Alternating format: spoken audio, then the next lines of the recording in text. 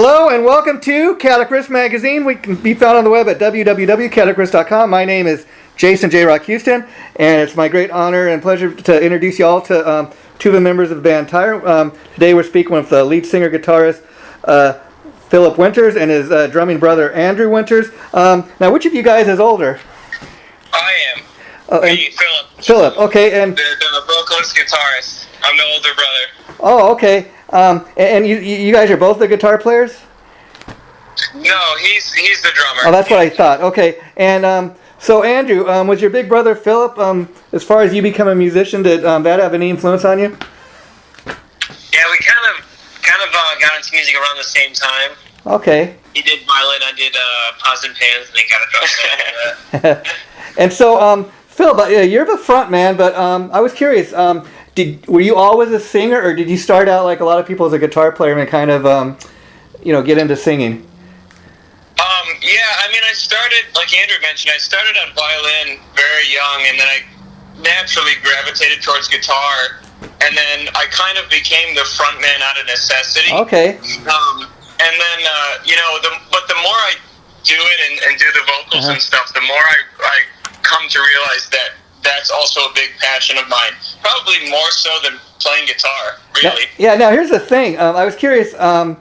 Did you always kind of knew you could sing, or was it more of other people telling you, Andrew, or excuse me, Philip, you got a pretty good voice. You should sing. No, it was. I just, like I said, we just kind of did it out of necessity, and I spent a lot of time practicing, and I actually took a handful of vocal lessons back in the day for a couple years, and I just try to develop technique and find my own voice. Yeah, I listened to some of the tracks off your guys' new CD, which is coming out, I believe, September 30th. And let me say, one of the things that, the whole band is on fire, but one of the things that really stood out, Philip, were your vocals. And I say that because you do not sound like every other metal singer out there. You really got something of your own unique going, Well, thank you. I'll take that as a compliment.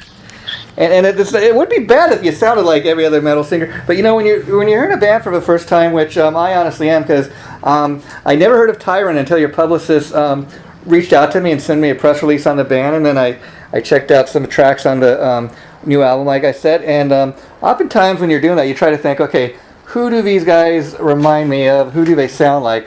And the best description I could say is just full blown on metal. I hear maybe elements of like Pantera, but really you guys, I cannot sit here and say, oh, they sound like, the second coming of Metallica. You guys really got something unique going. Thank you. Yeah, we really try to kind of not be unique and stand out, because that sounds a bit pretentious, but we just kind of different.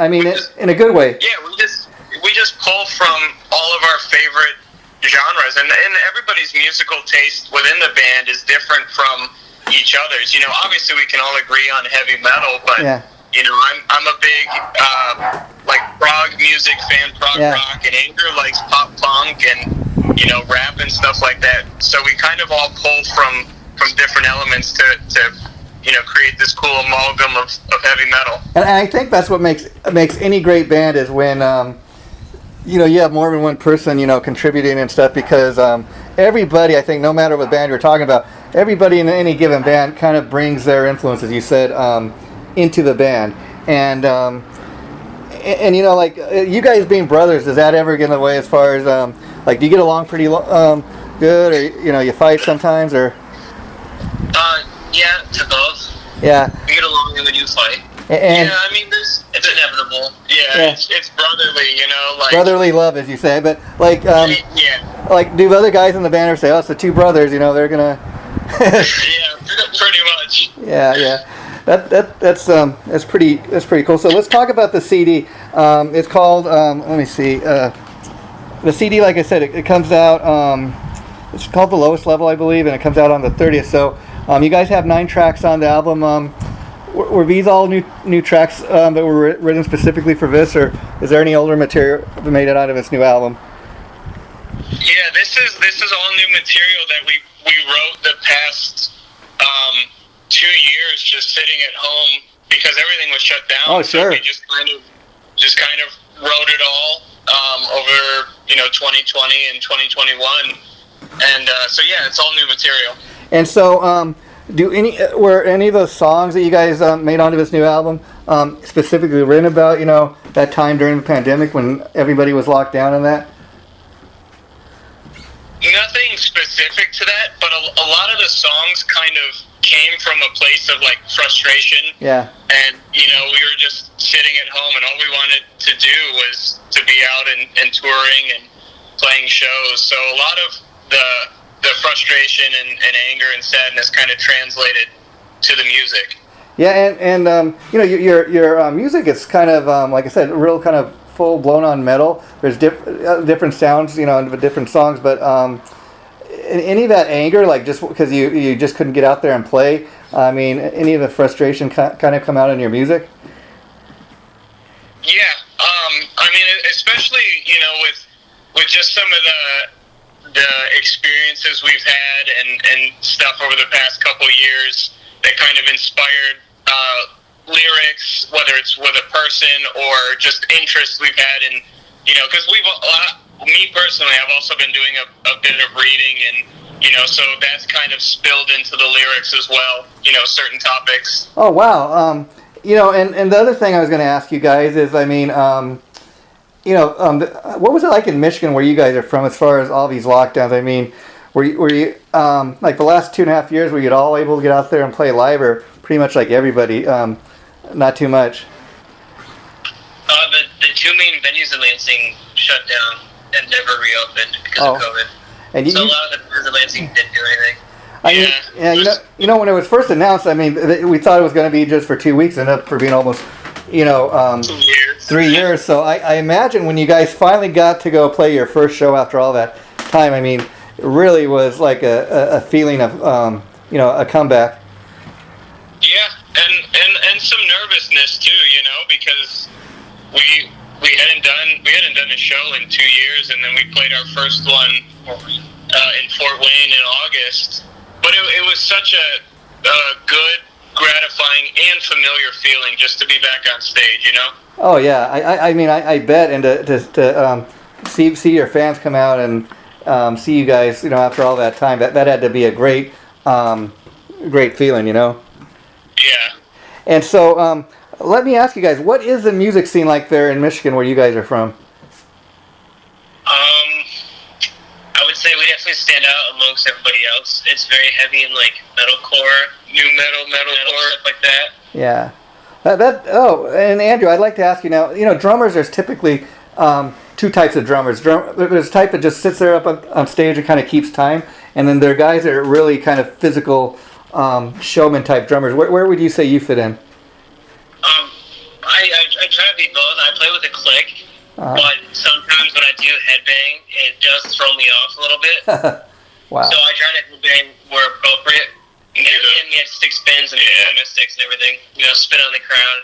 Yeah, and I'd imagine, being back there on the drums, I mean, it's got to be a little more difficult to headbang than if you're, one of the guitar players or Philip, who's up there singing in that. And you really got to kind of really be, I would imagine, just really getting into your drumming as you're doing that.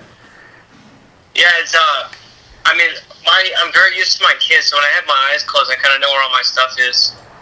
And who are some of your favorite drummers, Andrew, that, kind of influenced you growing up?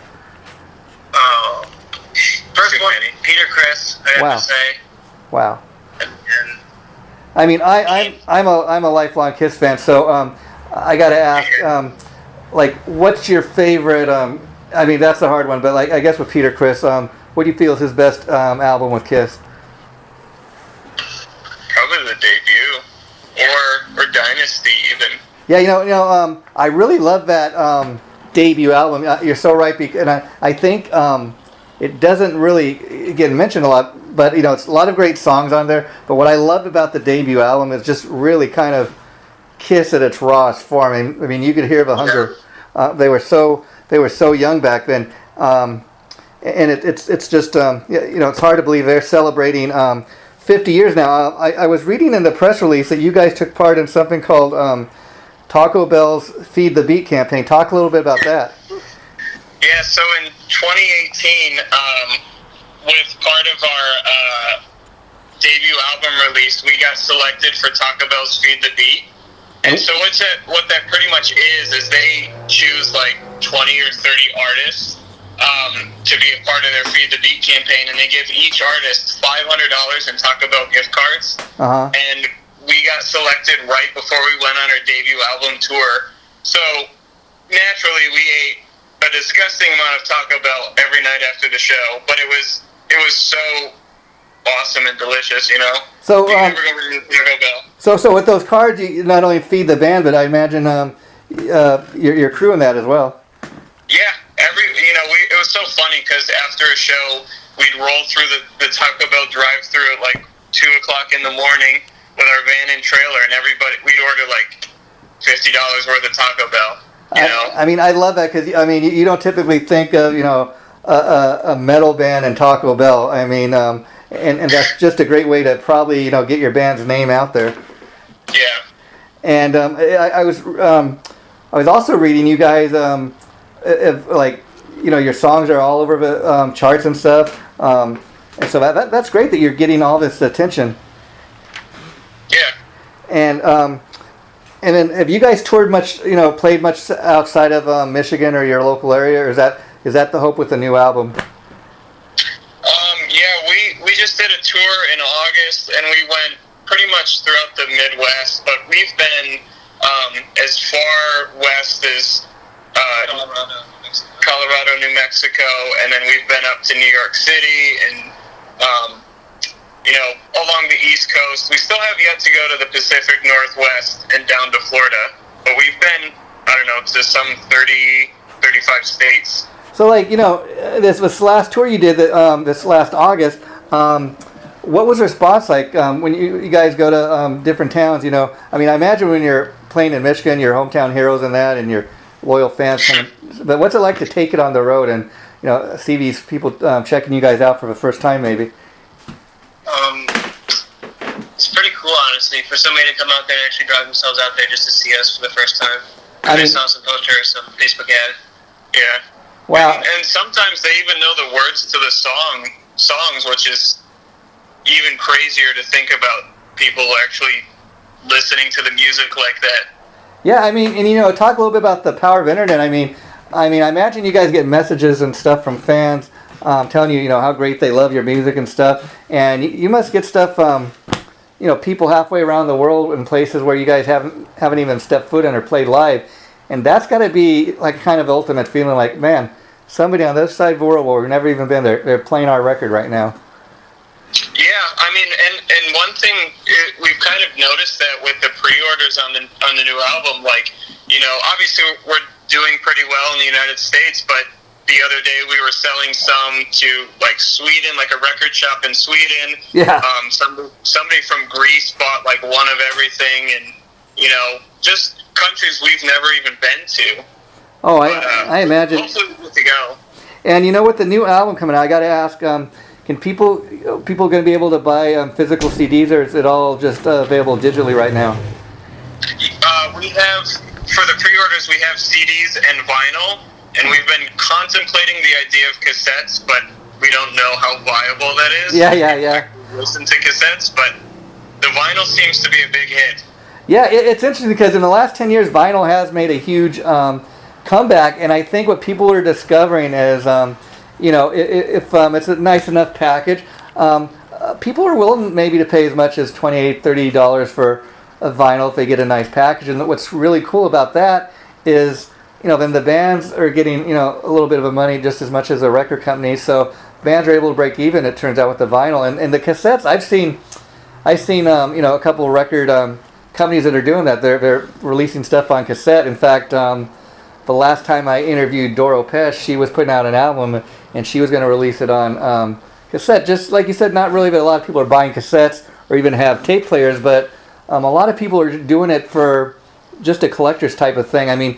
Very much the same thing with vinyl. I know people tell me, I don't even have a turntable, but I'm buying everything that is released on vinyl just to have it, I remember back in the day going to, when they still had record stores, and buying records and looking at the artwork. I mean, that used to be a big thing back in the day. Yeah, I mean, that's honestly one of our favorite pastimes for Andrew and I. Like, Chuck and Sal, the other guys, they don't really get the whole vinyl thing. Yeah. And, to each their own. But, sure. When we were on tour, Andrew and I, we stopped in at a couple record shops and, same thing. We'd like to just look at the artwork and, there's been a number of times where we've bought albums just solely based on the artwork. And it turns out it's a great album. That's or it sucks, you never really know, but... That's so true. I mean, I can relate to that. When I was much younger, a teenager, I remember talking about being a Kiss fan or Iron Maiden fan and seeing like Kiss Destroyer and Iron Maiden's Number of the Beast, not even really knowing too much about the band at the time, just thinking, man, I don't know what that is, but that looks so cool, I have to get it. Yeah. And I'd imagine too, as an artist, you guys got your band, and that's got to be like to hold a vinyl that has your band's name on it. You guys went in the studio. This is your product. You made it. To look at your creation, that's got to be the ultimate feeling. Yeah. Yeah. Yeah, it's pretty rewarding because it's just like a year of hard work. Yeah. Writing, recording, editing, all that stuff, and now it's in a tangible format. It's not just some files on the computer or whatever the case may be. Yeah, as far as recording, like when you guys recorded this new album, because of COVID and all that, were you able to, were you in the same studio? Did you guys cut your parts separately? What was the recording process? I would go over to Philip's house every day, and we would record for hours on end, just kind of like tweaking stuff, moving microphones, getting different placements, sounds. Yeah, and you guys mentioned that you just did a tour this last August. Have you guys played any of these new songs yet, or are you going to wait till the album comes out next week? Yeah, we played a handful of the new songs. We didn't play all of it because we didn't want to give too much away. Yeah. But I think we played four of them, and then a couple of older ones, just so it was a good mix, Yeah, and I gotta say, you guys did I see you have a music video for the song Pray for the Night, and I think if people check out the video, not only are they gonna, like, if you're a metal fan, dig it, but it really gives a good kind of idea of what the band sounds like, Yeah, and that one is definitely the most accessible too. It's got a little bit of everything. It's got the fast riffs. It's got the short duration, big chorus, all that stuff. So it's if you like good music, yeah, you should be able to appreciate it. You know what I'm saying? Oh, sure, and you guys got 9 tracks on the album, and I mean that alone is something, because a lot of bands are either you kind of have to still release music because you guys are relatively a young band, but a lot of bands are at the point where they're either going to live on their catalog of music. Oh, people aren't buying CDs, so why release new music? Or we'll just put out a 4-song EP. I kind of dig having 9 songs. It's pretty much a full-length CD. So you guys are still giving your, especially after all this COVID stuff, giving your fans something. Yeah. And the last thing I want to ask you guys about, because I think you're on a great little label there, Pavement Entertainment. How did you get a deal with them? I mean, was it a matter of them coming to you guys? Did you send them a package, and did they respond? So Andrew and I have kind of been record label shopping for a while. Yeah. And we knew we wanted to put something out on a label, or put this new album out on a label. Yeah. And so we reached out to a handful of them, and a couple of them responded, but Pavement responded with the best deal. They just offered everything that we were kind of looking for record label support, so it was just kind of an easy decision. Yeah, I gotta say, the publicist there, Barbara, she always hooks me up with the bands on the label, and they've got a great bunch of bands. And what I really love about Pavement is a couple things. I mean, first of all, I think it's a great label because they really get behind their bands. I mean, they've had quite a number of bands where if the first album wasn't a hit, they don't just drop them. They continue to work with the band, continue to try to develop the band. They promote the hell out of their bands. And I also dig the fact that like you guys are on the same label. People might laugh. You're on the same label as Candlebox, and they got rap acts and metal acts, and I love that. It's a label where they got something for everybody. Yeah. And the last thing I can say about Pavement, which is really great, is Tim King, the bass player from Soil. He's kind of the guy behind the label, and he's an actual musician himself. He's lived the life, so it's not one of these labels where just some guy getting rich and knows nothing really about playing music. It's a guy who's an actual musician himself, and he's now in a place in life where he can give other bands, an opportunity. Yeah, they're all really great guys. And so I really think you guys, got a great home there, and I think you'll see when the album drops next week. So you said you got a lot of pre-orders already. So once the album comes out, what are your guys' plan? I mean, you planning more tour dates or? Nothing planned at the moment. We're just honestly writing new music already. Wow. That's what we were doing before this phone call is just writing for the next release, just so we can stay on top of it. But the tentative plan is to do a full U.S. tour next year, probably sometime in spring. Yeah. And maybe hit Mexico and Europe if we can. Well, that would be cool, especially. I mean, not just the US, but if you could hit Mexico and Europe, how great would that be? Because I imagine you guys have never been there. But if you do that, I think that's kind of smart too. Because the album I know comes out next week. So if you guys don't even tour behind it until next spring, that'll get people to get more familiar with the songs. And I think it'll just be a great way to work up the album. Yeah, that's kind of the plan. Okay, well, I'd like to thank Andrew and Philip for taking time talking to me. I really enjoyed chatting with you guys. And like I said, the interview will be going up in the next 2 weeks. Once I have a concrete date, it'll be going up. I'll let you guys know. And if you enjoyed talking to me today, let's keep in touch. I'd love to do it again. Yeah, thank you, man. I appreciate it. Okay, take care, guys. Bye-bye.